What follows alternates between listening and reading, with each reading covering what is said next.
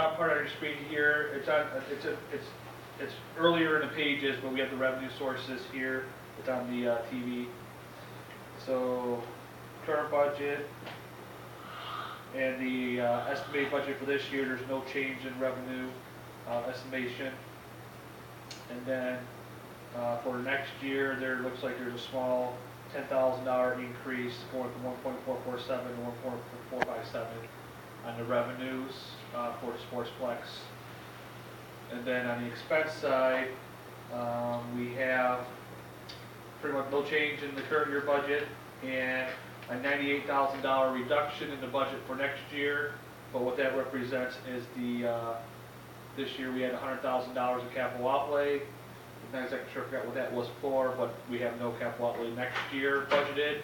The department head did have some estimated amount in there, which was moved and transferred to TIFA. So I guess if we go kind of what we've been doing, we might as well throw up that capital outlay. So Jeff can talk about the capital outlay, and then we'll go from there. So as I talked about golf, the big expense that I see at Blake's is the pump station that can go at any time. We're going to try to fire that up with that car pass.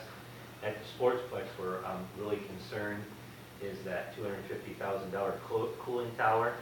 So that cooling tower is kind of like a big radiator for the building, and that circulates the water and cools the water for the ice, from the heat from the compressors, and also to the ice blocks that makes the ice. The ice blocks, those usually last between 10 and 15 years. The Sportsplex is going to be 20 years old, so we're 5 years out of date. And the scary thing is okay, you could make 5 years if you did proper maintenance, but all those third parties never maintain that cooling tower at all. I've had companies come in and try to clean it, power acid wash it, and when they wash it, it's falling apart. So they said we have to stop washing it. Kind of the fans of a radiator, they hit it and clean it, and then it's falling out. So that is something that I'm hopeful to get done. I only have a 1 month period to do that, where I don't need cooling and I don't need ice. And that would be the month of July, really bad, because we don't have a lot going on in July right now. So that is really important. The other thing, if you remember when Gus was in here talking about that closed door, about some assets they may have purchased that we may be liable for, well, those says desiccant wheels at $60,000. That takes all the humidity out of the building. Those last 6 to 10 years. They're on year 8 right now, and the problem with it is they were never properly, even when the company put them in, there was no maintenance on the first 2 years of those, and then we got it back on year 3, and we started maintaining them. But that building is so poorly insulated that it generates so much humidity that we're going to get at the tail end 6 to 8 years, not 8 to 10 years. And so they're worn out right now. We're fighting the humidity. You know, on these hot days, you go in there, there's a lot of falling steam and glass. So those are the 2 identifiable expenses that immediately.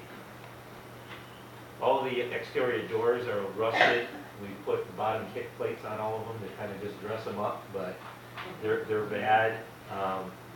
We still need to do, we did the lobby floor, which came out really nice. We've got a little bit of fixes to do, but we're looking at LTV flooring in the offices and in the conference room and upstairs in the boxes and on the mezzanine. We're looking at floors so we can complete the flooring project. We're also looking at paint and wallpaper. We painted the soccer arena when we went wall to wall with carpet, but that was the only place that was painted in 20 years. So that building needs a fresh coat of paint. It's funny, when you do new flooring and you do new ceiling tiles, everything's certain, and you do LED lighting in the whole building, it all stands out. This is all going through TIFA, right? Correct. Yep. And then there's catch basins. We fixed a bunch of them in the parking lot, but we've got some more to do. So.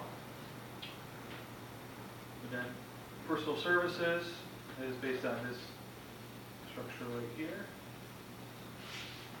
So we run the complex now. We do. Yep, our team runs the complex. And that's kind of the payroll. We just have one sample machine.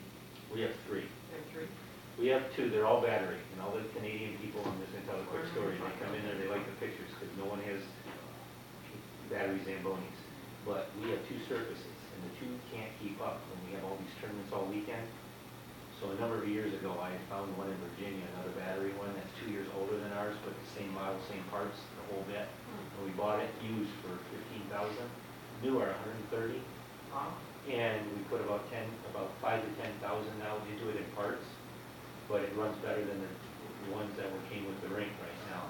Just bail this out. So if something goes down, we push the broken Zamboni to the side, we bring Old Blue out, and we don't miss a beat. At $255 of ice, we don't want to miss too many sales of. So we have 3. And I would always argue that if we were ever to get new Zambonis, which we're still, I think, 2 years away, 4 years away, at least, that we get 2 new ones and keep our best use. Always to have But it. always battery. Always. Well, here's the problem. You couldn't switch to gas right now, propane. The building was built as a green building. There's no ventilation. I'll give you an example. Allen Park, we needed an extra game before a team flight out, so they went to Allen Park to play. They had a young supervisor. He didn't open up the vents. They cleaned the ice with the propane, and kids got sick and had to be taken to Beaumont Hospital. And it was a girls' tournament, and one of the girls' dad was a high-profile attorney from Wisconsin, and he sent a lawsuit to the city of Allen Park because she got sick and it was a mess. So we're a green building, so we can't have propane in that building. We have to be back there. I would, all of these models that we're looking at tonight, golf, 2 golf courses, Sportsplex, rec center. I know on the surface, they look like they're easy business models to run. They're not. They're complicated. They're full of headaches, they're full of failure, and remember, we're not building these things from the ground up. We're inheriting somebody else's vision, and we're trying to figure out how to make it work.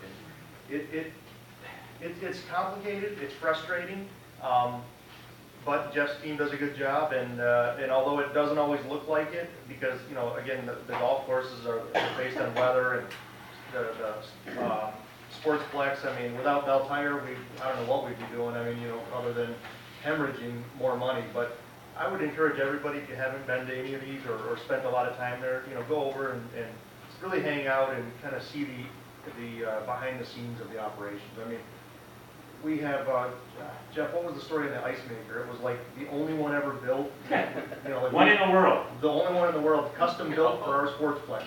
Why do you think it's the only one in the world? Because it doesn't work very good. It takes a lot of management, it takes a lot of tweaking, it takes a lot of controls work, where if you would have just put a normal one in there, we've been so much further ahead.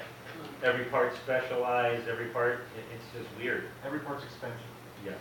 Hey Jeff, I was wondering, I keep looking, where's your pay raise? My favorite? Yeah, I ask everybody this, throw a pay raise in there, for Christ's sakes, we run you into the ground as it is. How did go pay you for it? I mean, that's how we keep good people. Jeff will object. Jeff, you just sit there, take it out on me, But no, I'm just saying, I just think we have some great managers, and I think it's just. I'm lucky to have the team that I have. Yeah, yes you do.